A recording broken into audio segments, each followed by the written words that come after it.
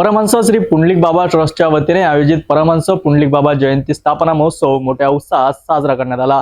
या महोत्सवानिमित्त श्रीमद देवी भागवत कथा आयोजित करण्यात आली होती, जिथे भाविक भक्तांनी मोठ्या संख्येने सहभाग घेतला। चला या कार्यक्रमाचा संपूर्ण आढावा घेऊया। परमहंस श्री पुंडलिक बाबा ट्रस्टच्या वतीने 1 फेब्रुवारी ते शुक्रवारी 7 फेब्रुवारी दरम्यान परमहंस पुंडलिक बाबा जयंती स्थापना महोत्सव मोठ्या श्रद्धेने साजरा करण्यात आला। या महोत्सवात श्रीमद देवी भागवत कथाचे आयोजन करण्यात आले होते, जिथे सुश्री स्नेहगंधा, श्रीजी शृंगारे, माई आळंदीकर यांनी आपल्या मधुर वाणीतून भक्तांना कथा ऐकवली।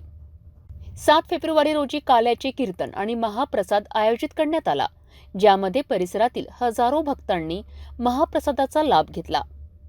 विशेष म्हणजे सुश्री शृंगारे माई यांनी केवळ धार्मिक कथा सांगण्यापुरतीच न थांबता युवकांना मोबाईलचा सकारात्मक उपयोग करावा, अभ्यासासाठी आणि चांगल्या गोष्टींसाठीच तो वापरावा असे मार्गदर्शन केले।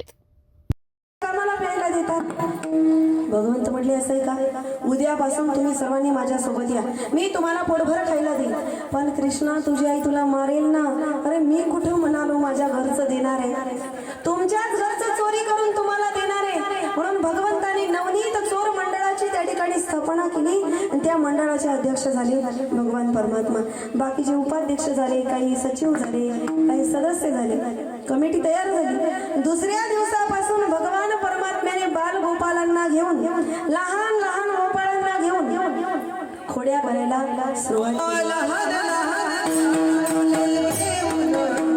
तर भक्ती आणि ज्ञानाचा संगम घडविणारा परमहंस पुंडलिक बाबा जयंती महोत्सव यशस्वीपणे संपन्न झाला। हजारो भाविक भक्तांच्या उपस्थितीत हा सोहळा अधिक भव्य आणि मंगलमय ठरला।